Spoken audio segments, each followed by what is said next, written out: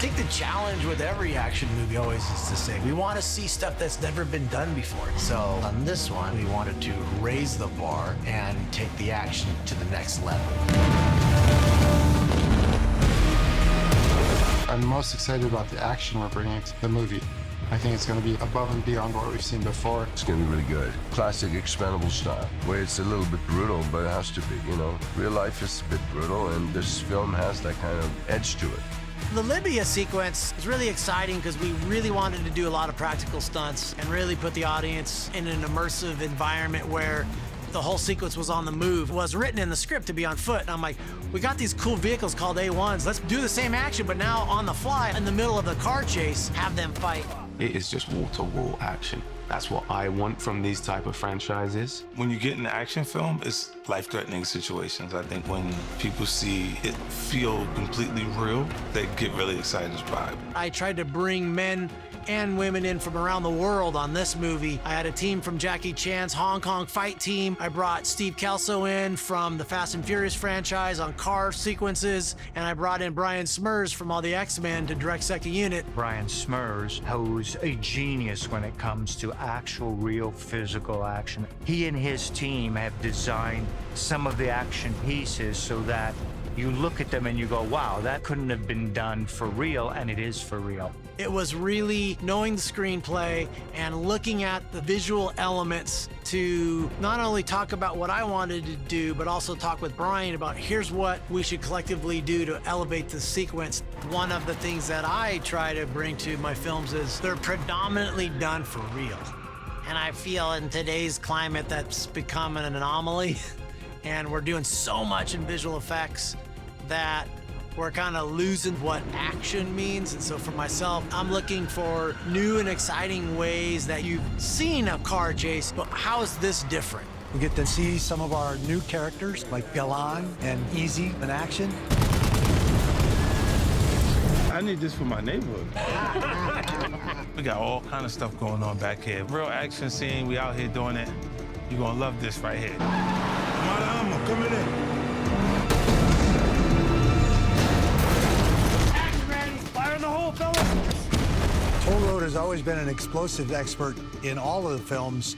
This is the first film where he actually gets to blow some stuff up, so obviously that excites me quite a bit.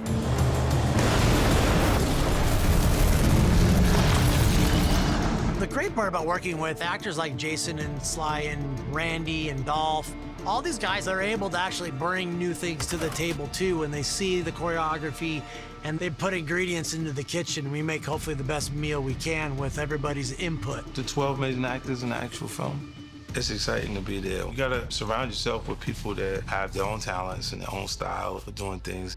Scott's actually the mastermind behind this. We're super lucky to have him. I love this movie, Need for Speed. I've been a big fan of him for years. I actually watched one of his shows where he just demonstrated how he lit and filmed a car chase, and he's bringing in something extra special. Not just his directorial style, but also his humor, his freshness. Sly and I have been wanting to work together for probably 5 or 6 years, so I was super excited to jump in and be welcomed into this franchise and to hopefully bring my kind of expertise into this with my action background. Scott wants to hear your opinions, and I think that synergy really works well with the cast and the director.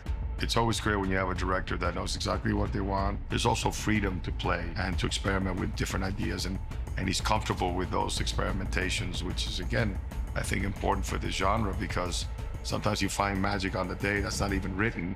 Andy Garcia and I go back to 1996. We were doing a film together called Desperate Measures, and I was a stunt double. And because of what I was able to do on that movie and get paid to do, it allowed me to fund my first movie as a director. And it was the catapult for my career. And here we are 25 years later.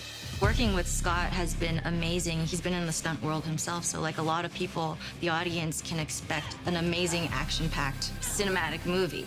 What's great about this movie is you have so many performers who are experts in their field. Randy and I work out a lot together, and we're both fighters. I got my first acting job because I was an authentic fighter. There's an authenticity and a physicality that we as mixed martial artists and Olympic wrestlers have that you don't find in a lot of other places. You've got Tony Jaa, Iko Uwais, who are absolute legends in the martial arts movie industry. It's like all these characters are legit stuntmen and allows me to shoot them without a stunt double and really get the audience in the action and also amongst the fighting.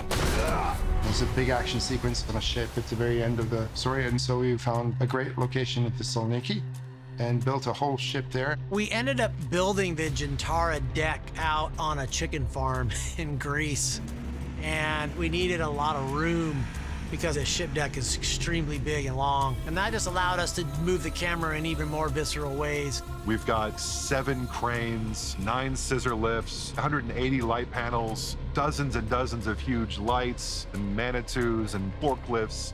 I mean, it's Disneyland out there. And that's what it takes to make it look the way we need it to look. We had a lot of explosions that we needed to do on the ship, and I kept telling my special effects guy, I want that thing to be 50 gallons of gas rolling. And it was funny because they kept asking me, how big do you want it? How many more? And I said, the bigger the better. And the only limitations we had out there was our imagination. So we kept increasing the size of the bombs. The ship deck was something that was important because we needed scale, and we had the motorcycle sequence that was going to be on there, and we needed speed. I'm doubling Jason Statham.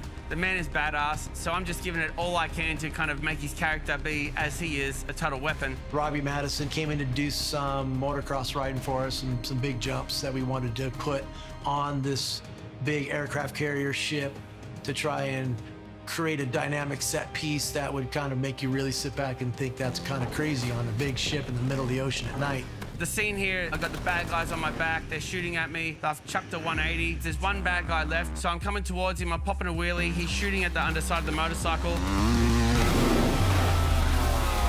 The guy's a true professional. He respects Jason a lot, and I think he wanted to go to the next level for him. You can let the emotions take on, you can get overwhelmed. My whole thing was to try and get the bike inverted and upside down, so when I rotate around, the guns on the bike are pointing down.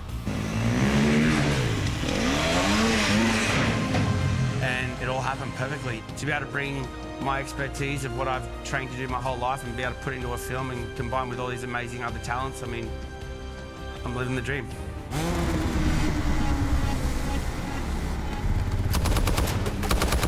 Expendables is a franchise that you come to enjoy yourself. You're looking to get thrills, and I feel like we've been able to accomplish the fun factor in this movie. We're here to save the world. You guys just sit back and relax and take care of the ugly stuff. Or will we? Go watch the movie to find out.